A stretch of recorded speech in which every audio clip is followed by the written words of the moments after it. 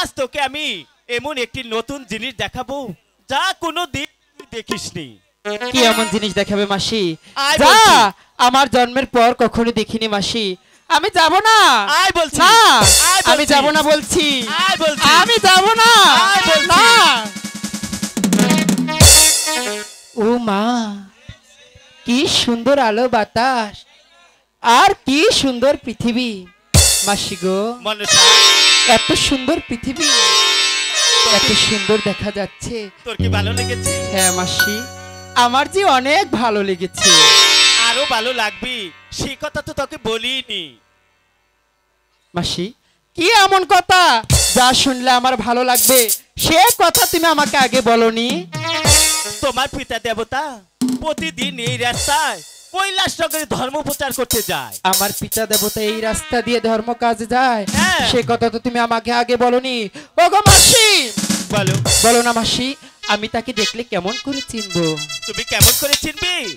তোমার পিতা দেবতা দেখতে ইয়া বড় লম্বা, ইয়া বড় লম্বা, মাথায় আছে জট, হাতে আছে ত্রিশূল, হাতে আছে ত্রিশূল, গলায় আছে সাপ, গলায় আছে সাপ, আর পরনে আছে বাঘের পরনে চামড়া। আছে বাঘের চামড়া। সেই তো দেবের দেব মহাদেব শিব ঠাকুর। সেই দেবের দেব মহাদেব শিব ঠাকুর বুঝি আমার পিতা দেবতা? হ্যাঁ। মাসি গো, বল। আমি চাই না মাতা, চাই না পিতা, তোমার সঙ্গেই ছিলাম, তোমার সঙ্গেই থাকতে চাই। চলো। না মনসা, ওই তো দেখ, ওই গাছে কতগুলো পাখি খেলা করছে। কই মাসি? ওই তো দেখ, কই? ওই তো। আমি তো দেখতে পাচ্ছি না। কই মাসি? মাসি!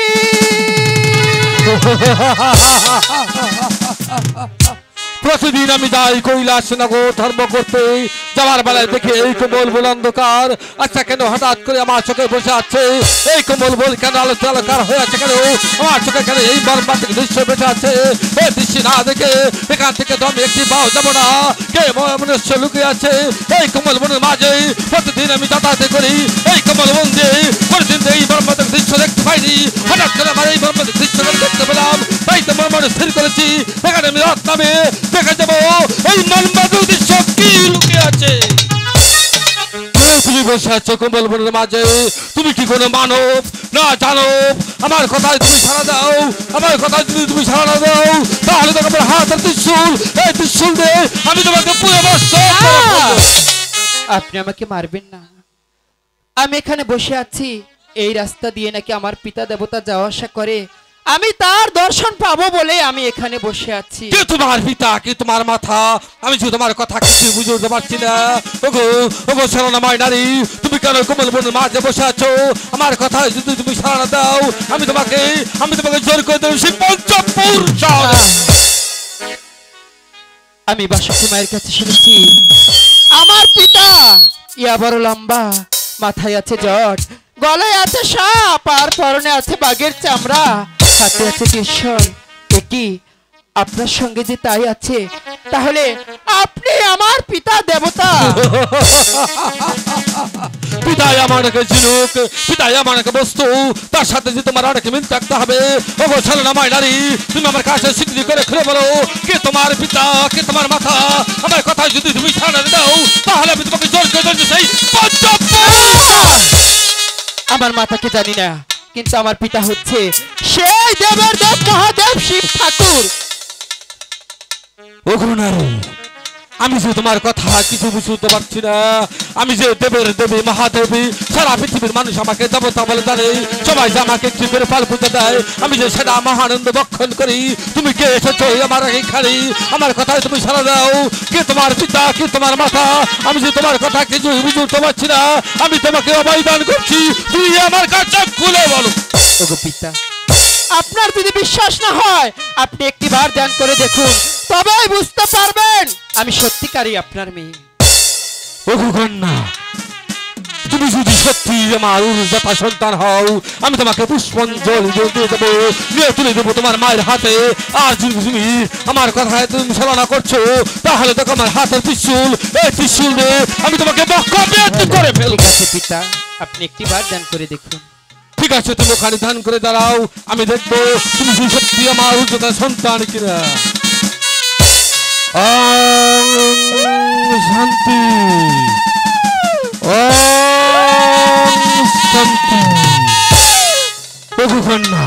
পিতা আমার যে সব কথাই মনে পড়ে গেছে। ওগো পিতা! আমি কৈলাসনগর থেকে ধর্ম করে যাওয়ার পথে আমার এক ফুটা আশাকে মনি সেই কমল বনের মাঝে পড়ে যায়। সেখান থেকে যদি তোমার জন্ম হয়ে থাকে, সত্যি আমি তোমার পিতা, তুমি যে আমার কন্যা। ওগো কন্যা, আমি তোমাকে এত কাছে পেয়ে চিনতে পারি নাই। আমি যে তোমার জন্মদায়িনী পিতা, আর তুমি যে আমার কন্যা। ওগো পিতা বলো মা আমি আর জননী। এই বনের মাঝে থাকবো না পিতা, আমি আপনার সঙ্গে যাব পিতা। ওগো মা জননী, আমি তোমাকে বন মাঝে রেখে যেতে চাই না। পঞ্চপুর আছে তোমার মা জননী, সে যে আমার পথবান্তরের দিকে তাকিয়ে আছে। আমি নিয়ে যাব, আমি নিয়ে তুলে দেবো তোমার মায়ের হাতে। এখানে আর এক বছর বিলম্ব না করে তুমি আমার সঙ্গে চলে আসো। আমি যাবো পঞ্চপুর। পঞ্চপুর আছে তোমার মা জননী, তোমার মায়ের হাত আমি তুলে দেবো। তাই চলুন পিতা।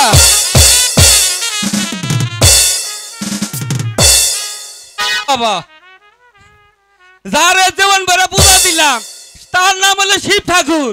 না না না, তার তো কোনো সময় পূজা দেওয়া যাবে না। তার যে চরিত্র এত খারাপ, আগে জানছিলাম না।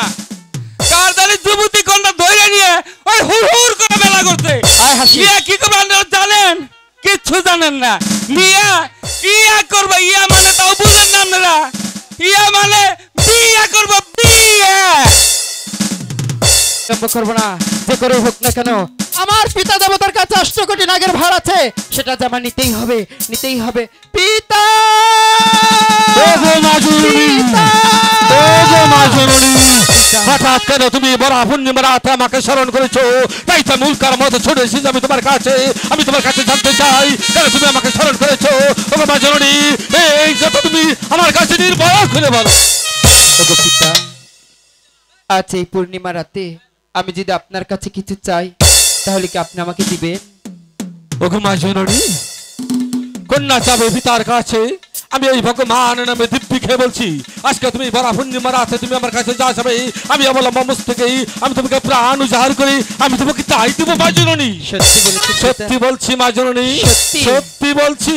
তাহলে যে আমি আপনার কাছে অন্য কিছু চাই না পিতা দেবতা, আপনার কাছে আছে 8 কোটি নাগের ভার। এই নাগের ভার আমি তেমন কিছু চাই না। না, তুই অষ্টগুল লাগের ভার তুই চালাতে পারবি না, পারবি না। পারবো পিতা, পারবো। জন্মের পর থেকে এই বন জঙ্গলে তিল তিল করে বড় হয়েছি পিতা।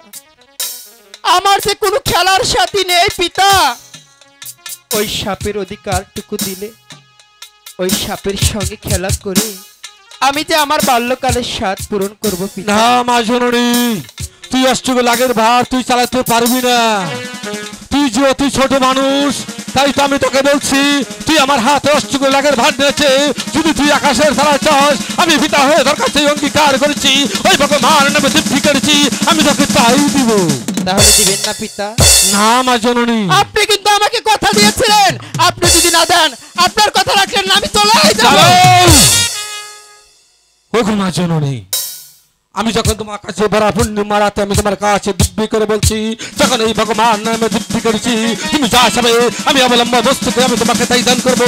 তাই আমি তোমাকে 100 বছর দিতে চাই। আমি আমি তোমার হাতে এই অষ্টগুল লাগের ভার তোমাকে তুলে দিতে পারি। আমার যে 3টি শর্ত আছে, আমার 3টি শর্ত যদি তুমি তামিল করতে পারো, তাহলে আমি হাসতে হাসতে তোমার হাতে অষ্টগুল লাগের ভার তুলে দেবো। হ্যাঁ পিতা, আমি যে আপনার সমস্ত শর্ত মানতে রাজি আছি। আপনি একবার বলেই দেখুন কি এমন আপনার শর্ত।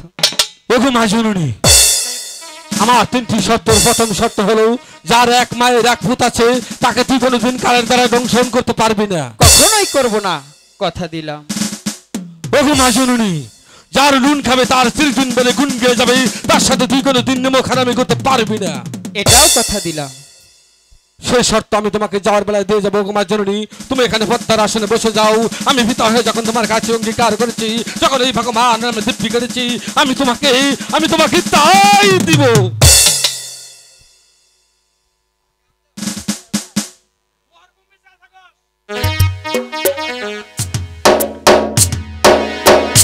নাগিন নাগিন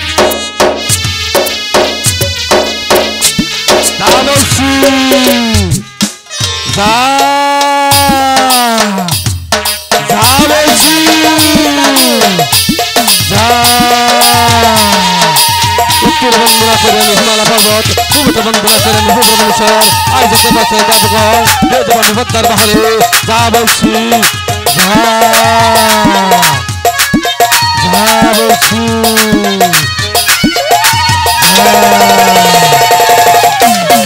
বলছি সবাই সাধু বলো যা বলছি যা বলছি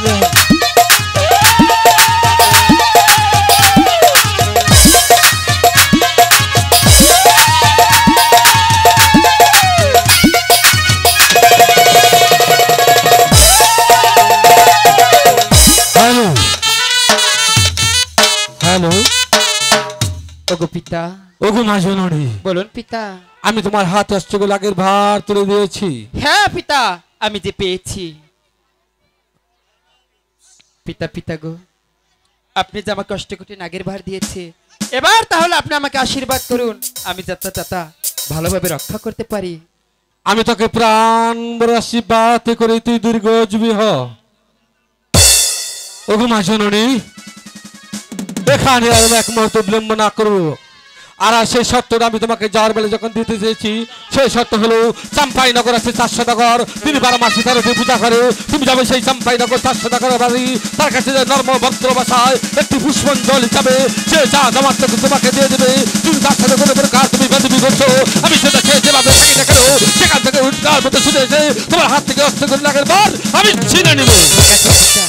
অবশ্যই পালন করার চেষ্টা করব। ওগো মা জননী, বলুন পিতা।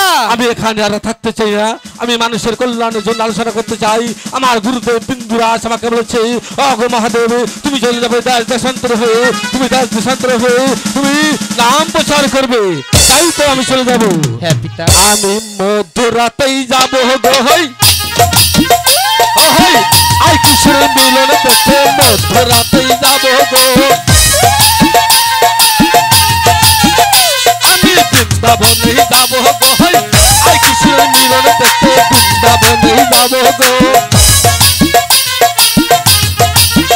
হরে রাধা হরে কৃষ্ণ হরে কৃষ্ণ হরে কৃষ্ণ।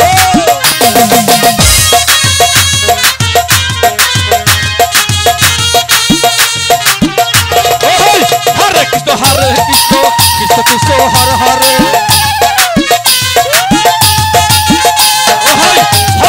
হরে রাম রাম রাম হরে হরে।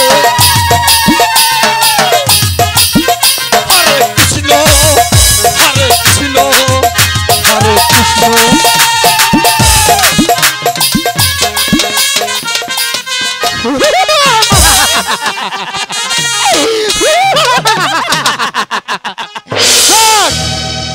জীবের কাছ থেকে নিয়ে নাগের ভার, এটাকে আসল কি নকল, এটা যে আমার পরীক্ষা করে দেখতে হবে।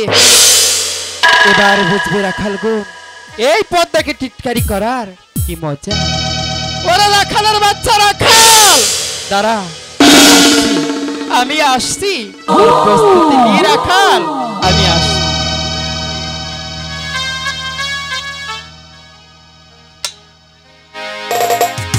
ওরে কালো কালো পয়লা রে পতাই ডাকি তেলা কিলো রে।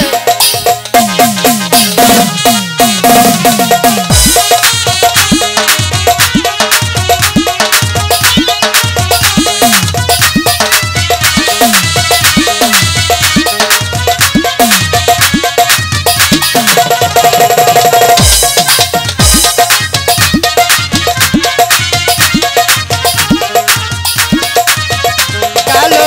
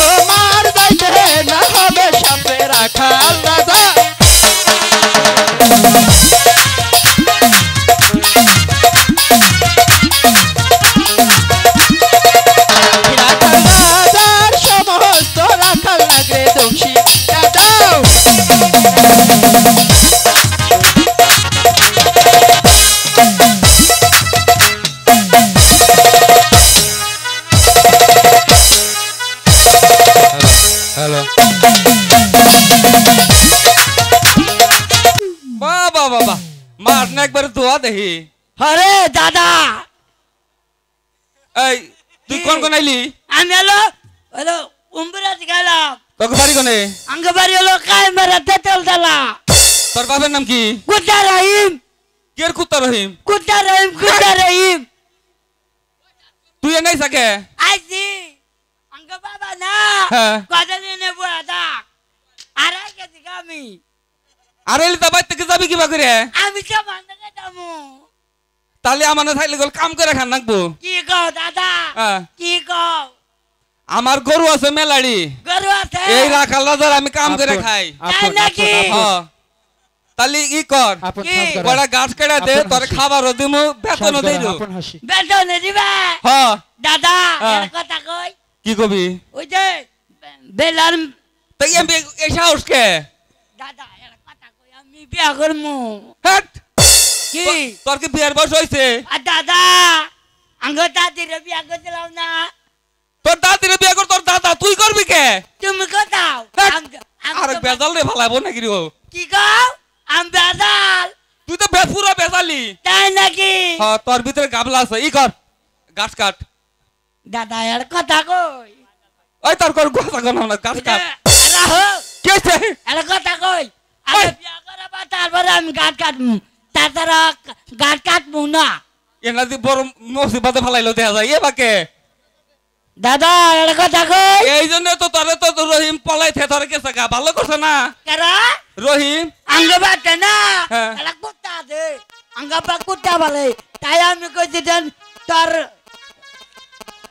তোর বাতে খামুই না বাত তোর নামাজ কাদি কুত্তা ও রে তোরে ভাত দে ভাত কুত্তারে দে ও এরা বুঝে না রে দাদা এরা বুঝে না ওটা বেজাল মারমুনি তুই কর করে গাছ কাট বয় নো গাছ কাটি বয়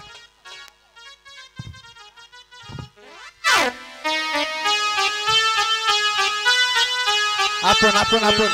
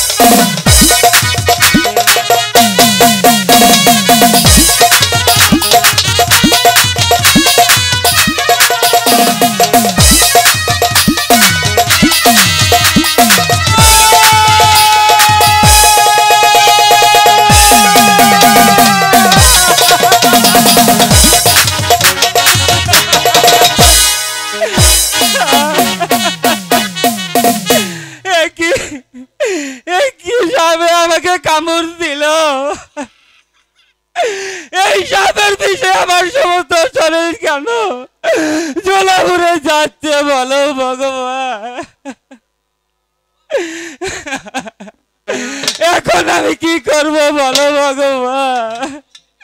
ওরে ছোট, তোরাও সামনে কামড় দিয়েছে রে ছোট। এখন আমি মাকে কি জিজ্ঞাসা করবো রে ছোট?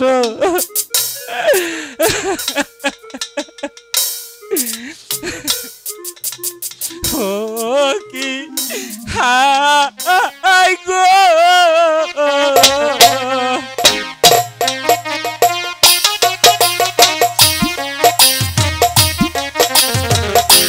পড়িয়া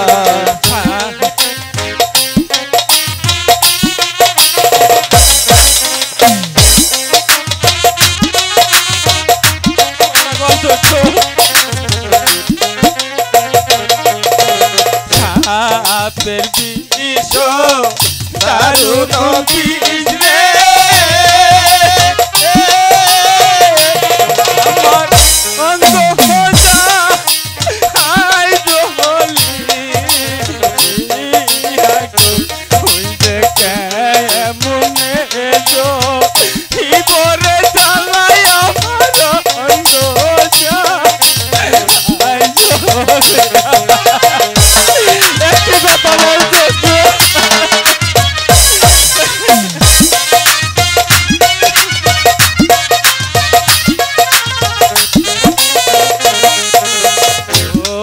থাইরো কইলে হাপা জানবো,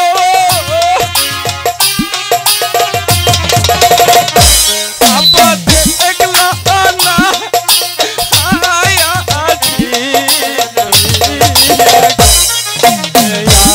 আপনার ছেলে যাচ্ছে গো মারা সাপের গা মোর গায়ে।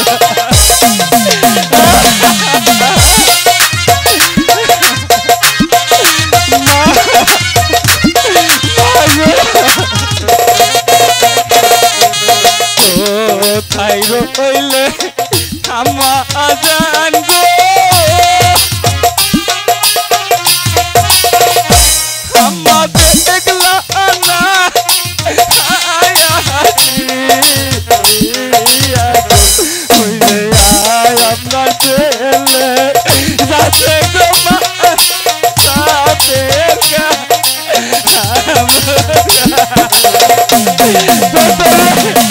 তুই একটি কথা বলছো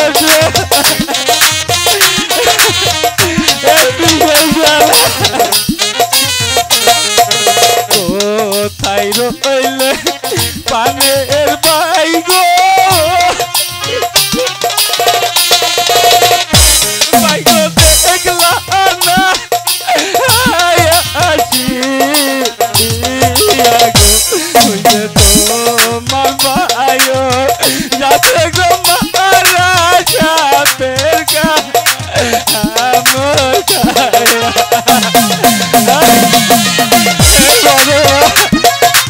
তুমি কেন আমাকে বিগত সাপে জড়িয়ে ফেললে বলো? তাই রইলে পানের বুন গো,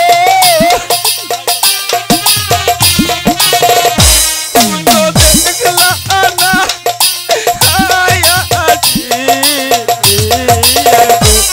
তোমার ভাইও যাতে গো মারা যাবে।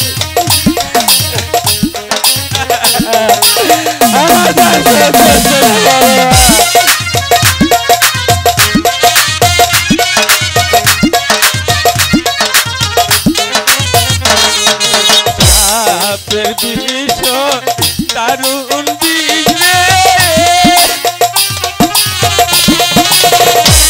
আমার অঙ্গ যা আই জলি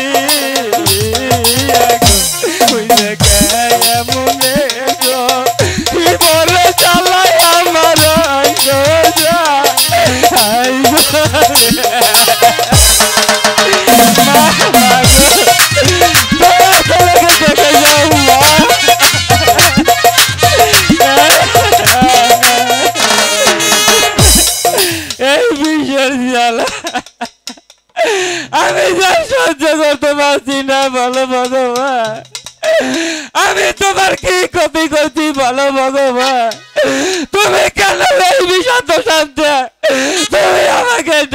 করলে ভগবান, দর্শন করলে